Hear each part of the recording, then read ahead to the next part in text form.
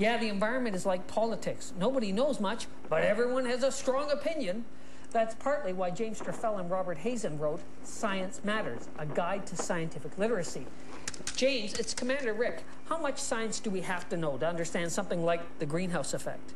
Well, you have to know what happens when fossil fuels burn. That's chemistry. And you have to know what happens when that stuff, carbon dioxide and so forth, gets into the atmosphere. That's physics.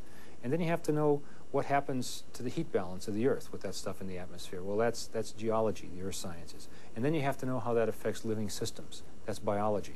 But James, in school you study physics or biology. Real nerds might take 2 sciences, and nobody but me took 4.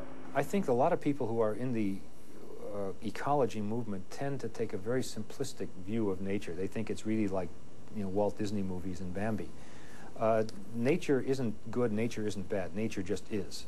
And my own feeling is if you're going to defend the world or defend nature, whatever that means, then you better understand what it is you're defending and understand why it is you're defending it. My own personal feeling is that the ecology movement would be much better off thinking about what it is we want from nature and how we can get there, rather than thinking just no changes at all. To my mind, most people who deal with nuclear power and so forth don't educate themselves enough about it to see that every technical question is in fact two-sided. It says, okay, you don't want to use nuclear power, what are you going to use? Well, you use conservation, but you can't conserve 100%, so you have to produce electrical power somehow. Well, you're going to burn a fossil fuel. What are you going to do about the greenhouse effect? What are you going to do about acid rain? I mean, everything has a risk. And so what we need is a very smart way of looking at the environment.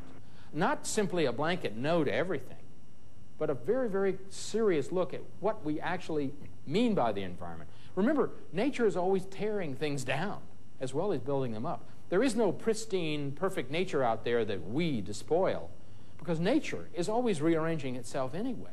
The ultimate rearranging of nature is terraforming whole worlds. As we colonize the universe, ruining other planets, we'll have to fix them up first. But can you renovate a planet? It looks good on paper. Back in the 50s, Poul Anderson wrote about terraforming the planet Venus in his short stories, The Big Rain and Sister Planet. Pam Sargent recently recycled the idea. Pam, it's Commander Rick. What are the pros and cons of terraforming that you explored in your Venus novels? There is an argument to be made that Venus, but for certain things that went wrong, the greenhouse effect and so on, might have been much like Earth. Therefore, if you're terraforming it, you could at least make the argument or the rationalization, if you want to put it that way, that you are simply making it what it might have been anyway. Where you have a problem is, do you have the right to go in and start messing around with a planet that may not have any life there yet, or may not have any intelligent life, but you don't know what might happen 1 million or 2 million or 5 million years down the road? And that, I think, is a whole other issue. Thanks, Pam. Actually, that's something Nebula Award winner Lois McMaster Bujold examines in her novels, starring the fragile genius Miles Verkossagen on the fragile planet Barrier. Lois, it's Commander Rick. The terraforming of Barrier gets screwed up with disastrous results, wiping out entire species. Were you saying terraforming is too dangerous to try? Well, with respect to Barrier, I come down squarely in the middle of the fence and don't really commit myself. They didn't have a disaster. What they had was a new balance. It was disastrous for some species. Other species had new niches that they moved into, and whether it's bad or good depends upon whether you number yourself among the survivors or not. There's a very Extinction is a way of life. Extinction doesn't, ipso facto, automatically bother me. I mean, most of the species of animals that have ever lived on the planet have become extinct. So if you take that kind of geologic view of time, and then you can be quite sanguine about it. Now, if you're worrying about what's happening in your own county with your own county landfill and your own county water table, that's a whole different set of concerns. It's not nice to fool with Mother Nature. I mean, we hardly understand how the human body works. The Earth is a far more complex creature, and it's one sick creature. Now we have one set of science fiction doctors prescribing miracle pills and newfangled surgery. Others say the Earth has to slow down, consume less, and exercise more, 20 laps around the sun. Lois, Spider Robinson and Greg Benford said we need smarter technology. I think we need smarter choices by smarter people. Well, it hasn't yet been proved that smart is a survival characteristic. We seem to be the first species that's tried it, and we're not proved yet. We've only been around for 20 or 30,000 years. 50 years ago, years. it might have looked like we were really doing a good job of it. We covered the planet, and now we're sort of, in a way... Well, now we have an interesting set of problems in that a lot of the inherent behavior that was survival-oriented has become counter-survival-oriented, such as having as many children as possible.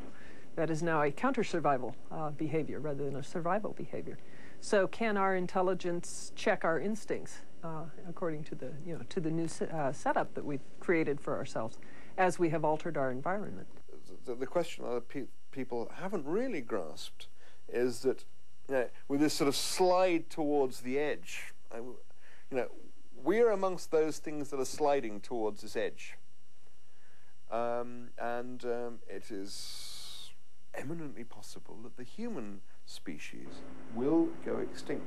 I think it's something, I'm terribly interested to know whether human beings will actually work that out and do something about it. But, we are so tiny in the massive scale of things that the idea of the human race going extinct seems to me a disappointing idea. It's a pity we couldn't have got our act together and actually used this thing that we continually congratulate ourselves on having, i.e. our intelligence. But it doesn't fill me with gloom and despair and horror. Well, it fills me with horror. Jeez. But then what do you expect from a guy who opens his first book by blowing up the entire Earth? Take it from me, creating a livable environment is very, very difficult, and you have no choice. I mean, the world may have bounced back from ecological disasters larger than all our present pollution, but it's bounced back with less than 20% of the original species. So think globally and act locally. Recycle your plastic comic bags, or return them to the comic book shop. Your great-great-grandchildren, thank you.